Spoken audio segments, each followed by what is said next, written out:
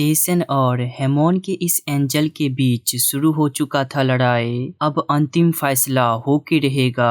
Hello दोस्तों, स्वागत है आप सबका हमारे चैनल मानवा एक्सप्लेनेशन पर। तो चलिए अब देखते हैं अगले एपिसोड को। इस लड़ाई से कहीं दूर प्रिंसेस बहुत ही ज्यादा बेचैन होती है। वो रास्ते पर जब चलते हुए जा रही होती है तभी उसका मुलाकात इस सरदार से हो जाता है। लेकिन पिछली बार से अलग इस सरदार का स्वभाव बिल्कुल ही बदल चुका होता है। ये इससे पूछता है, प्रिंसेस आप यहाँ क्या कर रहे हैं? लेकिन प्रिंसेस तो इसे देखकर खुद हैरान होती है, आश्चर्यचकित होती है, क्योंकि ये सभी के सभी यहीं होते हैं। ये इससे पूछती है, तुम सभी यहाँ क्यों जमा हो? इस पे ये सरदार इससे दोहरा प्रश्न करते हुए कहता है, पहले हमें ये बताइए, क्या आपने ये दारू उस छोकरे को पिलाया? प्रिंसेस मासूमियत से जवाब देती है, हाँ मैंने पिलाया।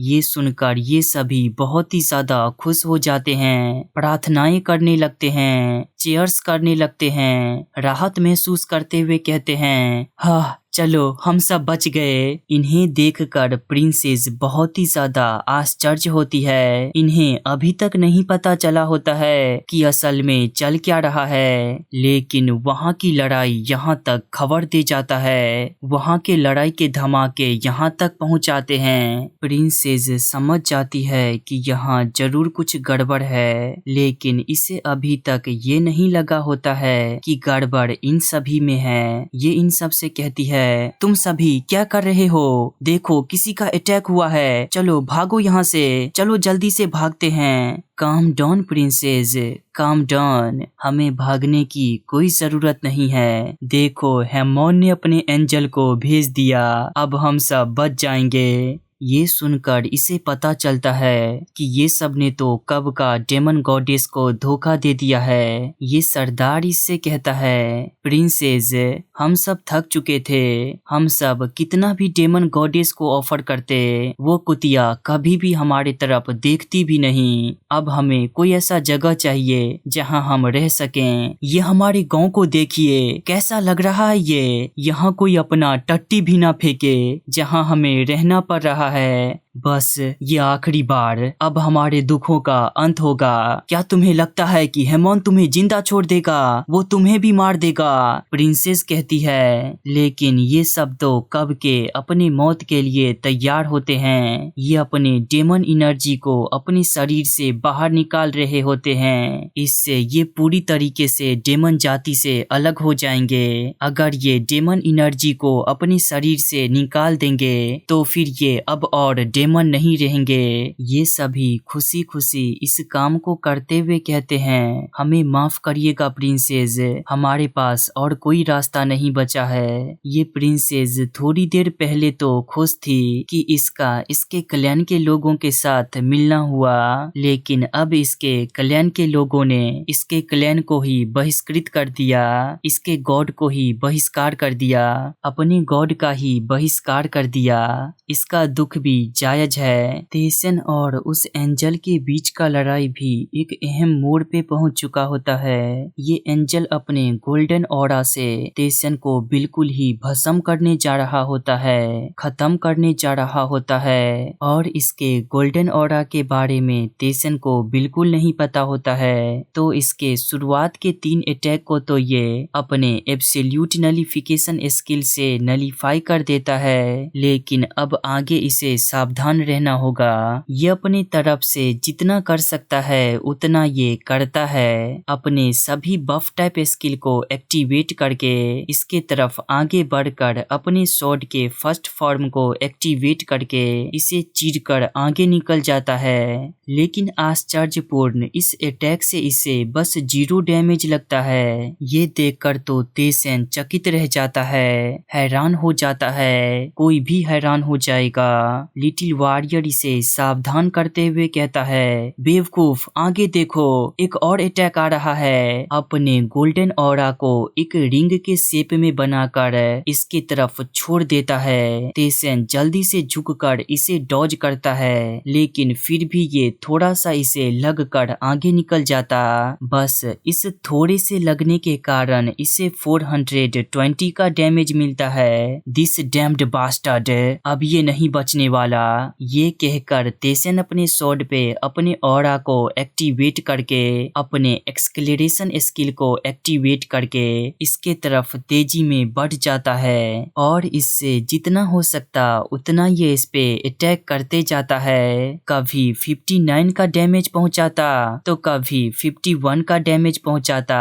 इससे ये इतना तो समझ जाता है कि भले ही इसका कोई भी अटैक इस पे काम ना करे, लेकिन ऑरा का अटैक इस पे काम करता है और बस इतना सूत्र ही काफी था इस लड़ाई को जीतने के लिए। लेकिन क्या ये बड़े नाक वाला एंजल ये होने देगा? ये तो फिर से अपने गोल्डन अटैक को इस पे लॉन्च करने जा रहा होता है। तेसन जल्दी से इसे डॉज करता है, बस थोड़े के लिए ये बच जाता है, वरना ये अटैक इसे छेद देता।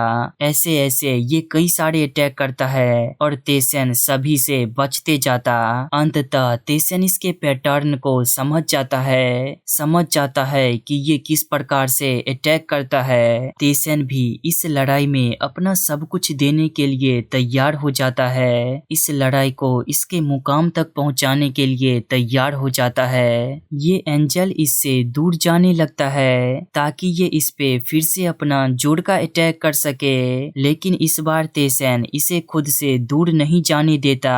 वो अपने फोर्स्ड डुअल स्किल को एक्टिवेट करके इसे एक जबरदस्ती के लड़ाई में खींच लेता है और अपने सभी स्किल्स को एक्टिवेट करके अपने एक पावरफुल अटैक से इसका जान ले लेता है, इसे बीच से फाड़ देता है। योर लेवल हैज इंक्रीज्ड, इसका 2 बार लेवल अप हो जाता है। गॉड के एक अनुयायी को हराने के कारण आपको एक हमेशा ट्रिगर रहने वाला स्किल एंटीथिज्म प्राप्त हुआ है और आपके स्पिरिचुअल इंक्रीज स्किल एक्टिवेट होने के कारण आपका स्ट्रेंथ परमानेंटली 32 से इंक्रीज हो चुका है, एजिलिटी 22 से और इंटेलिजेंस 1 से परमानेंटली इंक्रीज हो चुका है और साथ में आपको डिवाइन पावर भी मिला है। वहाँ का जोर धमाका यहाँ तक दिखाई पड़ता है। प्रिंसेस बहुत ही ज्यादा घबरा जाती है। इसे तो भरोसा ही नहीं होता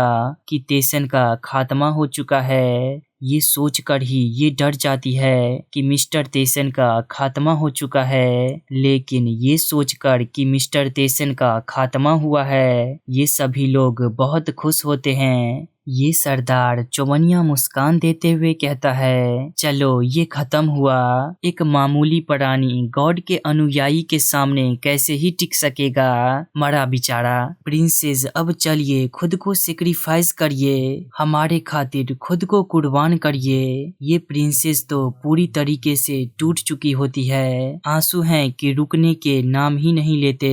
सोचती है क्या वाकई में डेमन गॉडेस ने हम सभी को बहिष्कृत कर दिया, हम सभी को छोड़ दिया। लेकिन इस समय कुछ अजीब होता है। तेसन यहाँ आ जाता है और तेसन को देखकर तो इस सरदार का सदमा इस यूनिवर्स को भी पार कर जाता है। ये तेसन से पूछता है क्या गॉड का वो एंजल हार गया? इस पे तेसन इसे बताता है, हाँ बिल्कुल, मैंने उसे उसका असली जगह दिखाया, उसे जान से मार दिया, लेकिन उसका छोड़ो, तुम अपना सोचो, अब तुम्हारा क्या होगा? थोड़ी देर पहले जो आंसू डेमन प्रिंसेस के आंखों से नदी के तरह बह रहे थे, अब वही आंसू इस सरदार के आंखों से समुद्र की तरह बहने लगते हैं। लेकिन ये इसके लिए भी तैयार होता है। ये सभी के सभी अपने चाकू को अपने में ही घुसेड़ लेते हैं, अपने चाकू को अपने में ही उतार लेते हैं। ये देखकर तो प्रिंसेस सन्न रह जाती है, हताश और निराश रह जाती है। पहले इसे लगता था कि इसके क्लैन के कोई न कोई और बचा होगा, लेकिन अब ये कंफ्यूजन दूर हो चुका है क्योंकि बचे हुए डेमन क्लैन के लोगों को इसने अपनी आंखों के सामने मरते हुए देखी। ये यहीं बैठकर कुहर कुहर कर रोने लगती है। तेसन इससे पूछता है, क्या तुम अभी भी अपने गॉडेस पर भरोसा करती हो? निराशा तो इसमें बहुत होती है, लेकिन भरोसा अभी भी बना होता है। ये कहती है, हाँ बिल्कुल, मैं अभी भी उन पे भरोसा करती हूँ। मिस्टर तेसन, क्या आप भी मुझे दूसरों की तरह इडियट समझते हैं? तेसन के जवाब से पहले ये सारे डेमोनिक एनर्जी एक जगह इकट्ठा हो जाते हैं और यहाँ डेमन गॉडेस साक्षात आ जाती है। वो इसे गले लगते हुए कहती है, मुझे माफ करना मेरी बच्ची। ये देखकर तो एक पल के लिए इसे भरोसा ही नहीं होता कि ये घटना सच में घट रही है। वो आंसू जो दुख में निकल रहे थे, वही आंसू अब खुशी में निकलने लगते हैं। डेमन गॉडेस इससे कहती है, मेरी बच्ची, जब सबका भरोसा मुझ पे से उठ गया तब तुमने मुझ पे भरोसा रखा। तुम्हें नहीं पता, एक गॉड के लिए इससे बड़ी चीज और कुछ नहीं हो सकती। ये लिटिल वॉरियर आश्चर्य में कहता है, सारे गामा पादानीसा। प्रिंसेस डेमन गॉडेस से पूछती है, उन सभी लोगों का क्या होगा जिन्होंने आपको एबेंडन कर दिया, आपको त्याग दिया? डेमन गॉडेस इसे बताती है, उनका आत्मा, उनका शरीर कुछ भी मुझ तक नहीं आने वाला, सभी कुछ अनंत के लिए भटकता रहेगा। ये सुनकर ये डेमन गॉडेस से इन सभी पर दया दिखाने का अनुरोध करती है। इसके अनुरोध को ये डेमन गॉडेस भी स्वीकार कर लेती और इनके डेमोनिक एनर्जी और इनके आत्मा को एक जगह पर इकट्ठा करने लगती है। सभी के आत्मा व डेमोनिक एनर्जी को इनके शरीर से खींचने लगती है। एक एक करके सभी के शरीर से उनका आत्मा और डेमोनिक एनर्जी इस डेमन गॉडेस के हाथ में आकर इकट्ठा हो जाता है और देखते ही देखते तेसन खुद को डेमन गॉडेस के प्लेस में पाता है। सब क्वेस्ट कंप्लीट हुआ। इसे सिस्टम के द्वारा बताया जाता है डेमन प्रिंसेस के लिए कौन सा जगह सेफ हो सकता था। उस दुनिया में तो कोई भी ऐसा जगह नहीं जहां वो सुरक्षित रह सके। तो ये तो बहुत ही ज्यादा सिंपल है। उसके लिए एक ही जगह सेफ हो सकता था और वो है डेमन गॉडेस का जगह, डेमन गॉडेस का प्लेस। और डेमन गॉडेस तो खुद भी उन्हें ला सकती थी, तो फिर उन्होंने मुझे क्यों क्वेस्ट दिया? तेसन इस बात को सोच रहा होता है। उसी समय डेमन गॉडेस उससे कहती है, तुम्हारा क्वेस्ट कंप्लीट हुआ कैंग तेसन? तेसन इनसे पूछता है, जब आप शुरुआत से ही ये कर सकते थे तो आपने मेरा क्यों इस्तेमाल किया, मुझे क्यों वहां भेजा? इस पे डेमन गॉडेस इसे बताती है, मैं तो सही समय का इंतजार कर रही थी और तुम्हें भेजने से हेमोन ने अपने एक एंजल को भेजा। इससे मेरे आने का वहां एक अपॉर्चुनिटी क्रिएट हो गया। तो क्या ये अंत है? तेसन पूछता है, ऑफ कोर्स नहीं, इतना जल्दी नहीं, चलो मेरे साथ आओ, मैं तुम्हें कुछ दिखाती हूँ। डेमन गॉडेस अपनी शक्तियों का इस्तेमाल करते हुए कहती है और ये तेसन को टेलीपोर्ट करके अपने साथ अंतरिक्ष में लाती है और इसे उसी दुनिया को दिखाते हुए कहती है, देखो ये वही दुनिया है जो कि अब मुझसे बिलोंग नहीं करता, तो अब मैं जो चाहूँ वो इसके साथ कर सकती हूँ। ये कहकर ये अपने डेमोनिक एनर्जी को उस दुनिया की तरफ भेज देती है। अपने डेमोनिक एनर्जी से इस दुनिया को डिस्ट्रॉय करने लगती है, इस दुनिया को खत्म करने लगती है। हेमोन चिल्लाते हुए कहता है, नहीं ये मेरा दुनिया है, बिल्कुल ये तुम्हारा दुनिया है, तो अब तुम भी अपने दुनिया के साथ खत्म हो जाओ। डेमन गॉडेस इस दुनिया को खत्म करते हुए कहती है, इसका डेमोनिक एनर्जी इस पूरे दुनिया को घेर लेता है, हेमोन सहित इस दुनिया को खत्म कर देता है। ये दुनिया चकनाचूर हो जाता। एक समय पर जो एक विशाल दुनिया था वो अब कंकड़ पत्थर बनकर रह जाता है। इस काम को करके डेमन गॉडेस के चेहरे पर एक शैतानी मुस्कान आ जाता है, लेकिन तेसन मौन हो जाता है। ये सोचता है इसने बस कुछ ही समय में एक प्लेनेट को यूं ही डिस्ट्रॉय कर दिया, और ये इससे पूछता है जब आपको इसे डिस्ट्रॉय ही करना था तो आपने इतने समय तक इंतजार क्यों किया। इस पे ये इसे बताती है दरअसल अगर मैं अपने प्लेनेट को खुद से डिस्ट्रॉय करूंगा तो उसका कुछ भी मुझ तक नहीं आएगा, वहाँ का आत्मा जीवन यहाँ तक कि कुछ भी मुझ तक लौट कर नहीं आएगा, और ये मैं बिल्कुल नहीं चाहती थी। तो क्या आप डेमन प्रिंसेस के कारण रुकी थी? बिल्कुल, तुम्हारा धन्यवाद उसे सुरक्षित यहाँ तक लाने के लिए। बेचारी को बहुत दुख दर्द से गुजरना पड़ा। खैर, तुमने अच्छा किया और अच्छे का अच्छा रिवार्ड भी बनता है, तो मैं तुम्हें अच्छे रिवार्ड से पुरस्कृत करूंगी। उन सभी डेमन से लिए गए उनके आत्मा और उनके डेमोनिक एनर्जी को ये एक साथ मर्ज कर देती है और इसे तेसन की तरफ भेजती है। ये सभी डेमोनिक एनर्जी तेसन के बॉडी में एब्जॉर्ब हो जाते हैं और इसे सूचित किया जाता है आपको डार्क एनर्जी मिला है, आपने ब्लैक मैजिक सीख लिया। इन नई नई चीजों को देखकर तेसन चकित होता है, लेकिन लिटिल वॉरियर तो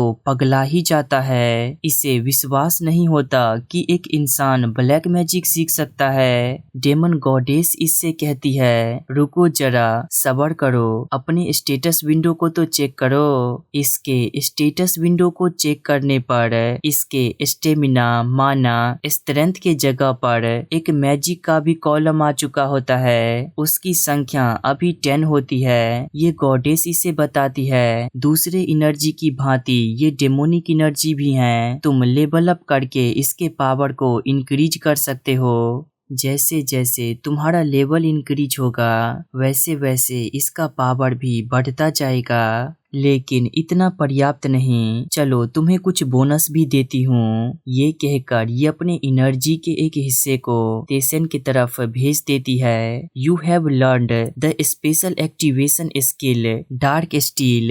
इसे डार्क स्टील नामक एक स्किल प्राप्त होता है। जब जब ये किसी को मारेगा तब तब इसका पावर इंक्रीज होते जाएगा। इसी प्रकार का एक स्किल इसके पास पहले भी था और एक और आ चुका है, और इसे एक टाइटल भी प्राप्त होता है favoured by the demon goddess.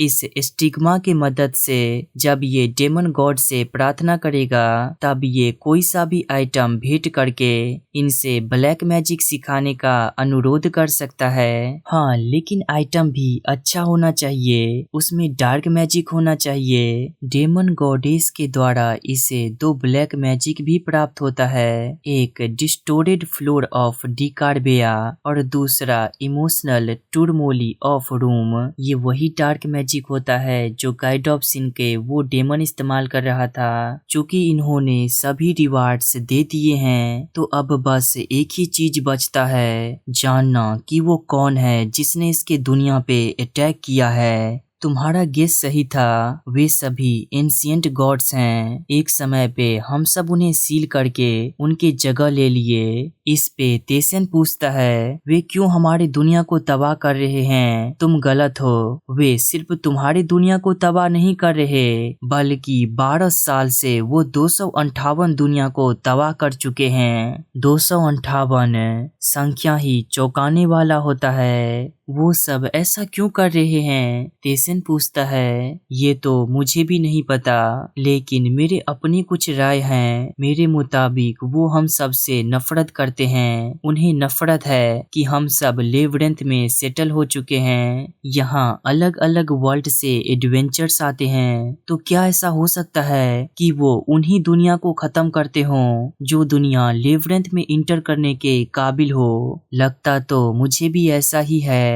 लेकिन सच तो हम तभी जान सकते हैं जब हम डायरेक्टली जाकर उनसे पूछें। लेकिन यही बात सच होने के ज्यादा चांसेस हैं। इस संबंध में मेरे और प्रश्न हैं। लड़के, अपनी औकात में रहो। जितना मैंने तुम्हें बताया वो पहले से ही पर्याप्त से ज्यादा है। अब आगे की जानकारी तब पूछना जब तुम उसके लायक हो जाओ। ये सुनकर तेसन भी अपनी जिज्ञासा को शांत करता है और ताकतवर होने की बात मन में ठान लेता है। डेमन गॉडेस इसे सचेत करते हुए कहती है, गॉड के ट्रायल को हल्के में मत लेना।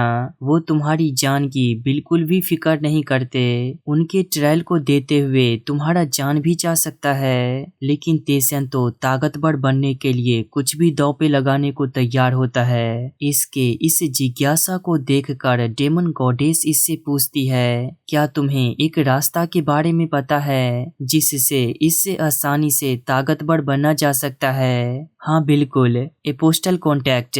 लेकिन मैं पहले ही बता दूं, मैं एपोस्टल कॉन्टैक्ट बिल्कुल ही नहीं साइन करने वाला। तेसन इसे जवाब देता है, डेमन गॉडेस एपोस्टल कॉन्टैक्ट के बारे में नहीं बात कर रही थी, बल्कि दूसरे गॉड से विपरीत एपोस्टल कॉन्टैक्ट के बारे में सुनकर तो ये भड़क उठती है। इस पे गुस्सा करते हुए कहती है, मैंने कब कहा एपोस्टल कॉन्टैक्ट?